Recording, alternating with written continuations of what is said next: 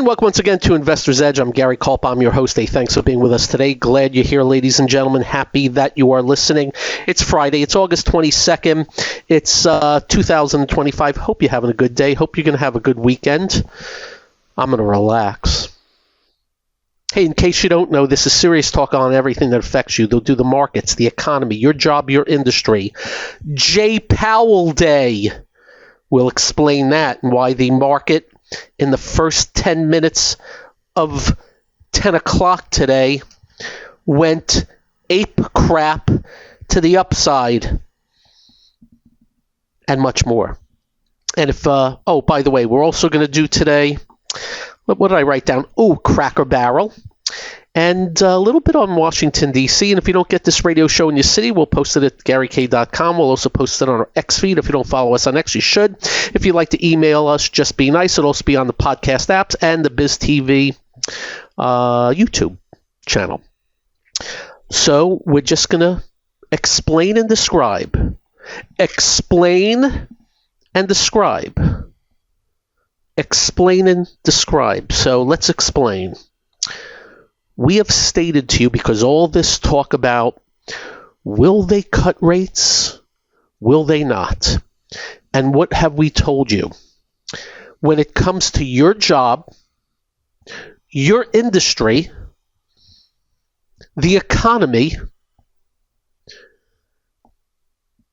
Jay Powell cutting rates is not meaningful. If he cuts a quarter point of his little Fed funds rate, and go look what Fed funds is. I'll give you the definition. It's what banks lend and give to each other or loan to each other. But it also sets kind of conditions. Easy monetary policy, restrictive, whatever. And we said to you that, but it will move markets. To what extent, we never know. It depends where you are in the cycle. Normally, a central bank is cutting rates when there is strife. The economy's in recession. Unemployment's really picking up. So we're going to cut rates and ease on the monetary policy. Well, let's see. We're going to have about a 2.5% GDP this quarter. That's not strife. The unemployment rate is still around 4 point something. That's not strife. So why would the Fed cut rates? Well, let's look at a couple of things. The pundits have been blaming Jay Powell for not cutting rates. What they have been saying about Jay Powell is that he's political and he doesn't like Trump. And we're talking Trump pundits. That's why he's not cutting rates. He does not like Trump.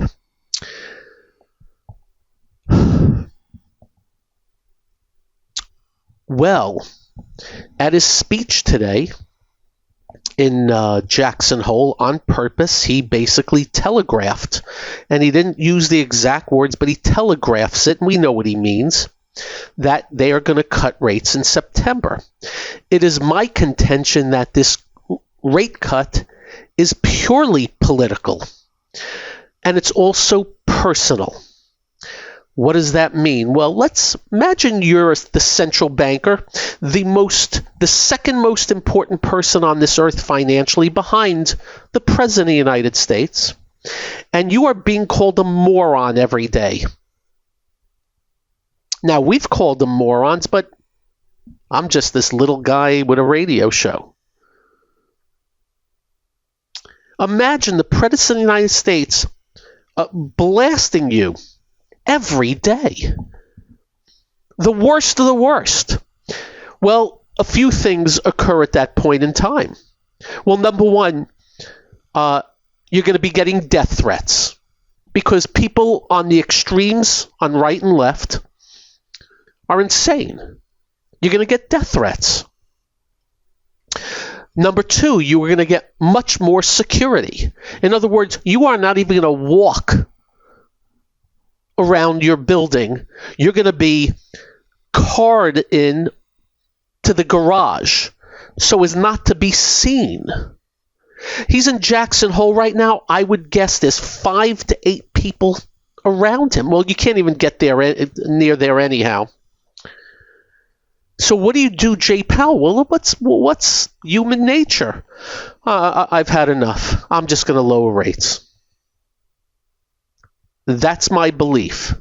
You may disagree or not, but human nature is the human nature, so he telegraphed that. Well, what happened? Well, the economy's not going to change. Maybe the wealth effect. Anyhow, the market, first off, it was leaked because the Dow was up like 300 and change right out of the get-go. So it was leaked. Somebody knew something.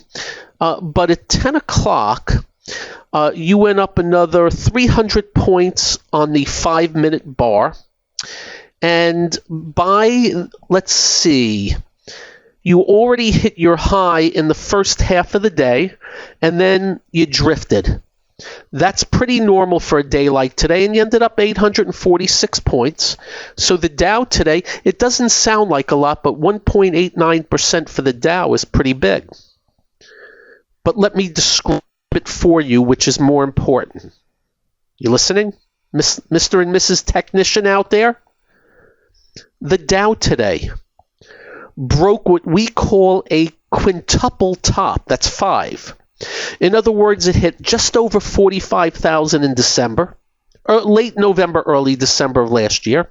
It hit just over 45,000 in late January, early February. It hit 44,885 in early July. It hit 45,016 in late July. In the last week, it went just above it twice and fell back, and we'll include that as one.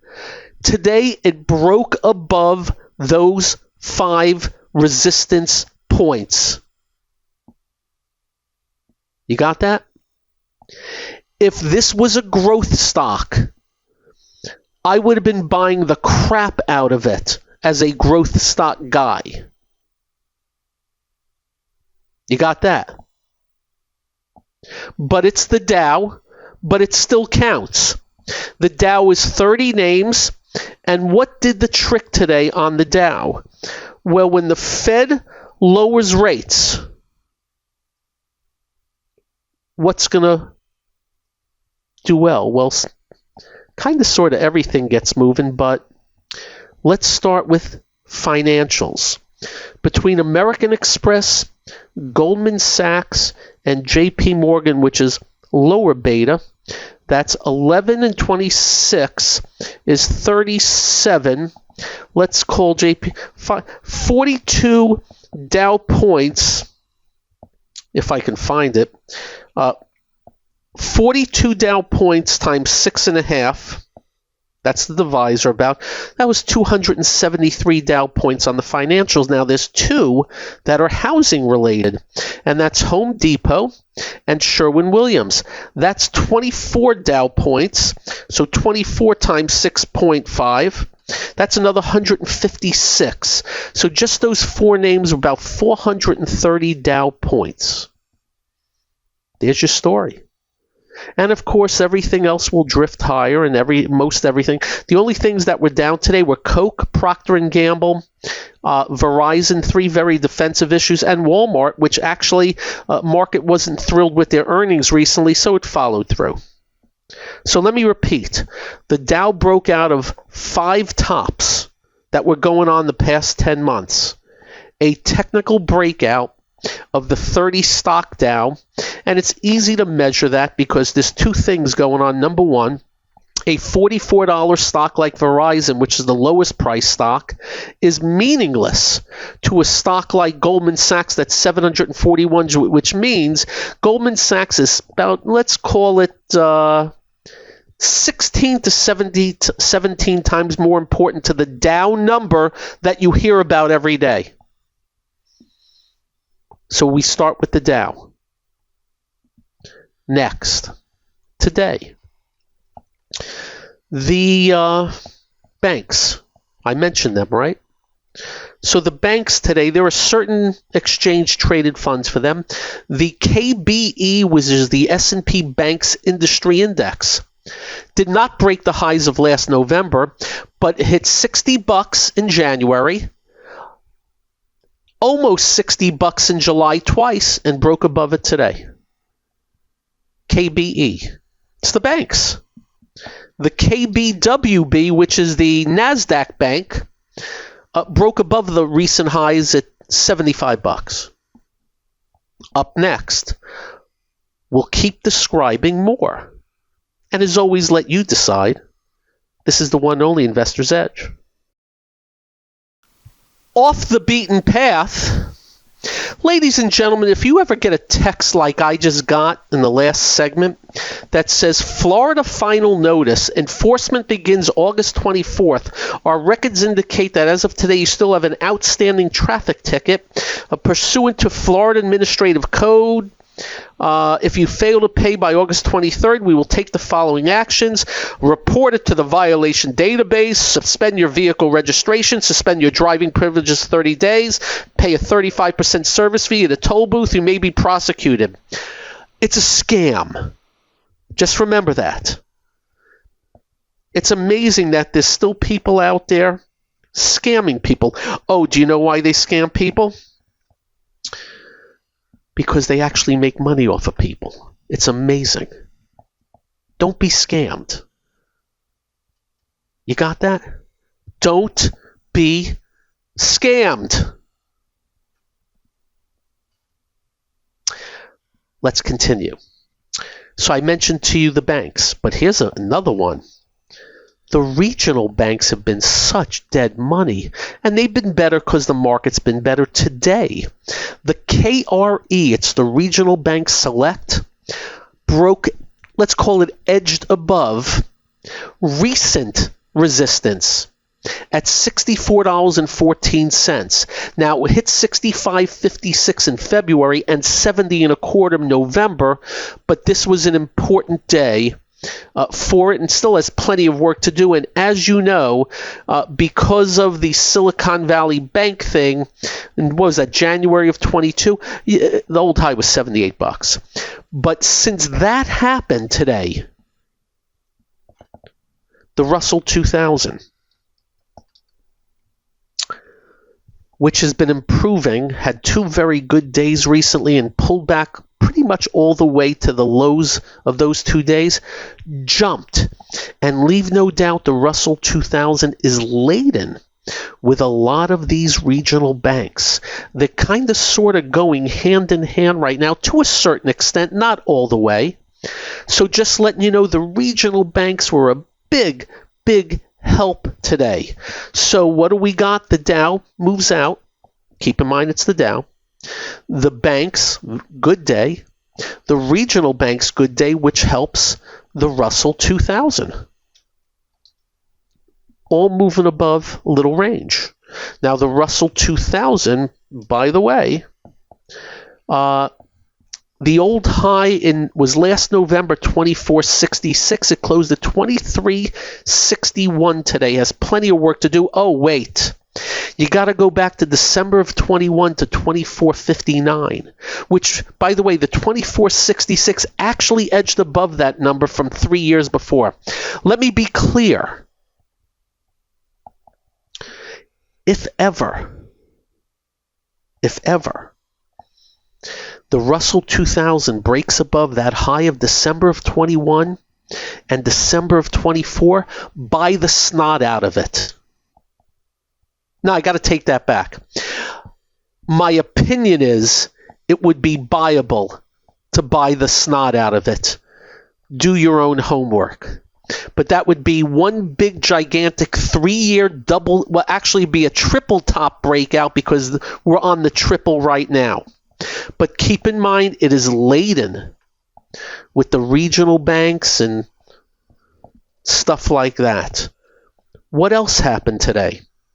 Well, just a few things. The semiconductors bounced off the 50-day moving average, which is of import.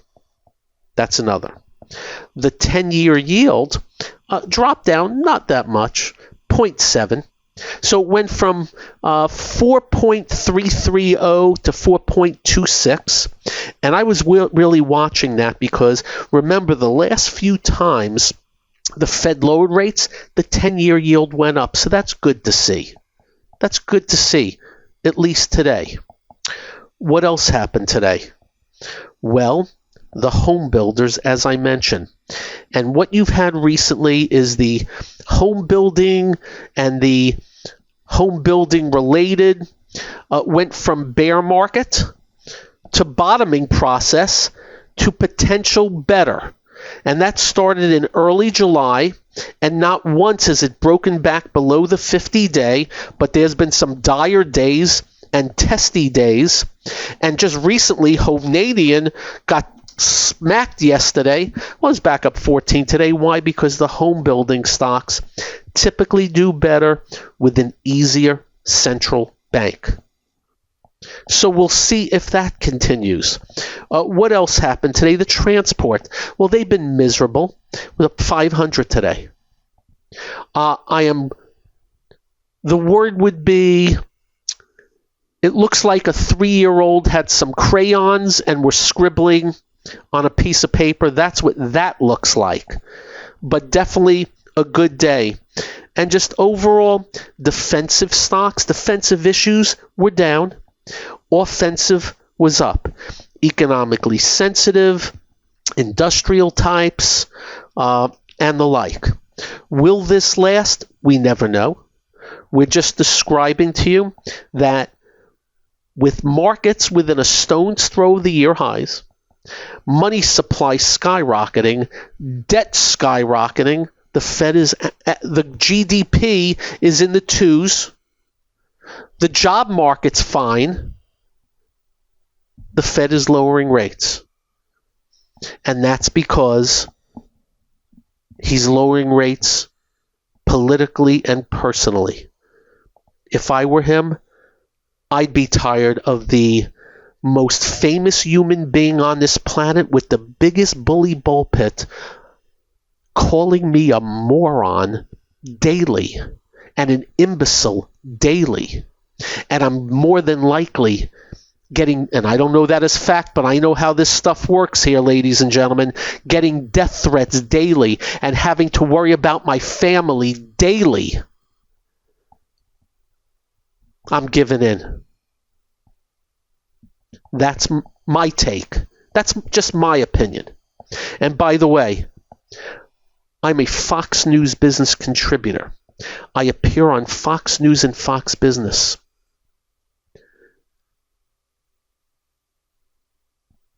I know of these things and how crazy people are. While I get lots of love, you wouldn't believe how much love I get from people that recognize me. I've also had some very weird. People are nuts. Let me take that back. The extremists are nuts on both ends. On both ends. And it's a shame they're out there. My favorite one of all time, I'm in Philadelphia transiting with my friends, going to play golf in Ireland. 2 people in front of me heard my voice. They turn around. They look at me. Oh, that's my music. I'll explain in a second. It's pretty funny. Almost. I'm Gary. This is the one and only Investor's Edge. So as I was saying, typically I get people come up to me and, see on TV, listen to your radio show, and they're very polite, very nice, some profusely very nice. And as I was traveling to Ireland, I'm online getting on the airplane, and people, I guess, heard my voice and recognized it or something. And they turn around, they engage me. And I'm thinking, okay, here, I got my friend standing next to me, and I'm thinking, oh, they're going to say something nice. And I had no idea. And they said, yeah, we've listened to your show. We've seen you on Fox. Oh, okay. And they look at me, we can't stand you. You're disgusting. Right in front of my friends. And I thought maybe they were going to laugh or something. No, they meant it. And in my usual charming self, because I know how to react. Do you mean to tell me you took a minute out of your time to turn around and put me down? He said, yeah. I said, okay, have a good day. And that was that. And actually, I had to have them stand in front of me for like 15 minutes before we got on the plane. And then we have much worse than that every now and then. And I'm pretty sure Powell got done with it because the president's wrong to be singling people out. He fired the BLS girl and said she was a liar and a cheat and rigged it. I guarantee you she got death threats. He's calling for a Fed head now to be fired. There's no innocent before guilty now. It's just this Fed head woman didn't want to lower rates, but all of a sudden she's bad, and all of a sudden she did something wrong. Remember, innocent before guilty. I guess he's accusing her of mortgage fraud or something like that. That's got to stop. I don't care who it is. And the shame of it is the president should know. He should know. He got railroaded by the left. Remember what we told you. It was all BS, all those charges against him. My favorite one is they said Mar-a-Lago was worth $15 million or $18 million. That thing's worth $250 million, if not $500 million. And don't get me started. No, I'm not going to get into the other parts. Anyway, so that's the story of today. Very good day in the market. We'll see if there's follow-through. We're agnostic on that. You never know what the next few days are going to bring, but that was pretty strong, and it brought along, how do I put this? It brought along a bunch of areas that have been waking up recently. Why? Because the Fed is meaningful. As we said, they're not going to change the economy, ain't going to change your job. It's going to change the market potentially for further. Especially, the Fed usually lowers rates when the economy is not in great stead. That's how it's always been. So we'll see what next week brings. I have no clue, but today was a very good day. Now, I will tell you this. It all happened in the first 10 minutes after 10 o'clock.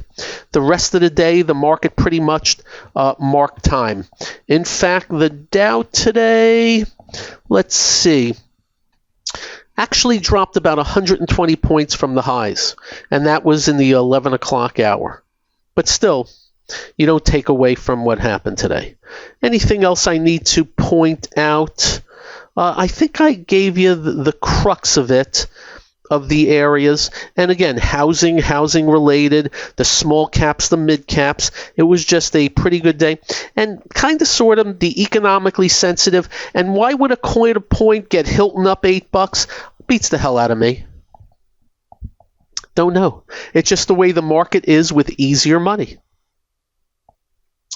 And by the way, Trump put Powell down after he did this.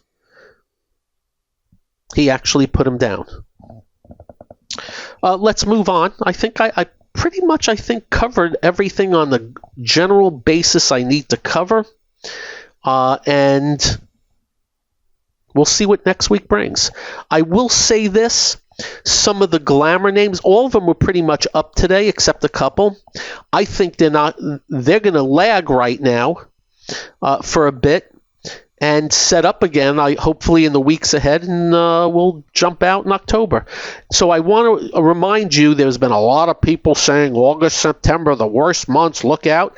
Not when the central bank is lowering rates while markets are near highs. Hell no. Again, we'll see what Monday brings. A few other thoughts on this day. Cracker Barrel. So, as usual, the right now is calling them woke and woke. That's the new thing. Woke. I always thought the right was was supposed to be tolerant, let it be, and let the chips fall where they may, and all that stuff. As long as you're not hurting anybody's life. And of course, went after Budweiser when Budweiser did that thing, or with whatever. And now they're going after Cracker Barrel because Cracker Barrel changed their moniker and also changed the indoors of their dining hall. You can call it whatever you want. I'm just going to tell you. First off, in case you don't know, Cracker Barrel stock was $180 back in 2021. It's $54 today. So they had to do something different. That's a gimme. But I gotta tell you, going from very cozy dining room restaurant to not so cozy, I think they're imbeciles. As far as the moniker, I think they're imbeciles. I'm not using the word woke. I'm using the word business. There's something when it comes to people going to restaurants, especially chains, of a certain culture. It's called culture. And people, I believe, go to Cracker Barrel. And by the way, in case you didn't know, even while they have troubles, they still do about 8, 16, 20, 3.4 billion in revenue, still has 658 full-service restaurants in 44 states. By the way, the good news is they're not changing their stores. They have the greatest old candy. You know, all the old candy, Lick-O-Maid and all kinds of stuff in their stores. They needed to change their marketing. You ever see anything on Cracker Barrel that really stood out? But now they're they think they're going to change the culture. I would have been putting out videos. First off, I would have done TikToks and all that. That's the new in thing. Try to get the young crowd and stuff. But if not, the advertisements, you know what they should have been? You know they have these rocking chairs at the front of Cracker Barrel. I love those. I would have been having commercials with the rocking chairs. I'd have commercials of the old candy. I'd have commercials of the restaurants and all this coziness and the cozy type food in there. People still love that. I must tell you, I have an ear to the ground and eyes wide open. I haven't seen squat from them. Maybe I'm wrong, but I haven't seen squat from them. I would have done that. But no. Let's make the restaurants bland and change the cover from what people are used to. I wonder if they even did any surveys. Because I got to figure, if they surveyed the customer base would have said, no, don't change that. So, again, they're keeping the candy. I'll give them that. And we'll see how it plays out. Cracker Barrel stock got hit this week. Pretty good. And I hope it works out. I love the place. I think the place is fantastic. Whenever I go on a road trip, I'm stopping at Cracker Barrels. And there's one right where we live. I go every now and then. I don't go often, but I go every now and then. And I play the game, the peg game, that I can never get down to 2. Ever. It's the most frustrating crap I've ever tried. You know the little peg game they have? They better not get rid of that. Anyway, that's a little bit of the Cracker Barrel story on this day. By the way, I mentioned housing related. They also they ramped up a little bit the mobile manufacturers, the motorhomes and things like that. And we'll see. Jay Powell, I think, on a personal note, absolutely did the right move for him and his family. Up next, DC. This is important. This is the one and only Investor's Edge.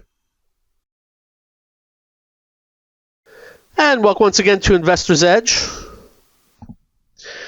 You know, a very important part of the economy is safety. You do know that, right? You do know they have shut a ton of stores in San Fran just out of safety. You do know, you go to New York City, any drugstore, and some super things are just locked up. They got toothpaste locked up. Safety. In New York City now, they have very much added mucho police presence in the subways for safety. Now, there is a communist mayor that does not like police, called them racist, and he thinks that when somebody attacks somebody in the subway, you should get a social worker than a police officer, yet this guy is going to win the election, which is sickening, and I have no control of that. Anyway, I was just watching. The mayor of Washington, D.C. is pissed off at the president for putting in a major presence in Washington, D.C. because of crime. I saw a few pundits call Donald Trump racist because he doesn't like blacks. This hurts blacks. What? Huh? So I was thinking about that today, and I just want to make sure you have an understanding that if the places you visit, if the restaurants you want to go to, if the shopping malls you want to go to, if anywhere you want to go to are not safe areas, you're not going to go there, and they're going to shut down. And I was thinking, because I was listening to these people call the president racist because he doesn't like blacks, and this affects blacks more. And I was thinking to myself, boy, I think I may have to tell the story again. As you know, I've been with the Boys and Girls Clubs of Central Florida for more than 20 years now. I've been the chairman of the board for 1 year. You only get 1 year. I've done a lot there. I'm one of these people that are very active. Every year we sponsor and donate our hard-earned dollars for a big Thanksgiving dinner for the kids. And typically, I think we've averaged 300 minimum per year kids that show up. So we've been doing it for more than 20 years. So we've had about 6,000 meals, if not more. But I don't just do dinners. I talk to the kids. And we ask them the simplest of questions. What are the most important things for you going forward, and why do you come to the Boys and Girls Clubs of Central Florida? Well, one of our monikers is Be Great, so we get that. Yeah, we want to be great. I really want to do something. I want to accomplish something. I want to do this. I want to do that. Yeah, it's terrific. But you know what a lot of them say also? We want to feel safe and be safe. Because many of them, and many of them are black, come from places that are not safe. And I still remember with something that'll stick with my mind the rest of my life. The rest of my life. We had a young boy in. We have somebody from the clubs always speaking to us every month at the board meetings. And I think he was about maybe 10, 11, 12 years old. And he came in. We didn't know what the heck he was going to say. He came to tell us his brother, who was 16, was murdered a month before. He was with a gang, got in with the gang, was murdered, gun, dead. And I was in tears, 10, 11 years old. And all I'm thinking to myself is, in Washington, D.C., a year ago, it was reported that they had to put out flyers to the citizens about protecting themselves from carjackings. Yet people are arguing with a president trying to make the place safer and trying to score political points by putting something like that down. That's all I was thinking about today. Your kids, what do you want for them right now? You want them safe. It's not safe in D.C. Teenagers have been going on reckless carjackings every day. It's going on. And I'm a big believer they lie about the numbers of crimes. And I'm also thinking, boy, oh boy, the numbers have come down, crime has come down big time because, when there's a bigger police presence, criminals don't commit crimes. And I'm thinking to myself, if one teen did not do a carjacking because of this, isn't that a good thing? And maybe that teen will think twice going forward. Think about that. So these people out there are nuts. Complaining and calling it racist? I got news for you. 100% helps the black community. Helps the economy there. They had some jackass of a reporter try to make like the restaurant's numbers were down because of it. And it came out he lied or he was misspoke and had to change his story. There is nothing bad about making communities safer for all, including the would-be criminals, because maybe they'll think twice going forward. Do they do it perfectly? I don't know. Nothing's perfect. Anyway, I thought I had to bring that up today because I was stunned. And I know a lot of it's politics. Anything Trump does is bad. That's what they got to say. According to them, he caused the Chicago fire and the San Francisco earthquake. But we don't have a good economy if we don't have a safe place to have an economy. That's all. My take. And I'm right. A couple other notes, and I forgot to mention. Bitcoin held the 50-day moving average and bounced also with the NASDAQ today, which is also somewhat of the norm these days. So very good day. I'm going to get to the scanning. We'll see what we find. You have a good weekend. You drive carefully. When you get home, do like we do. Quite simple. Make sure you hug your family. Make sure you hug your children.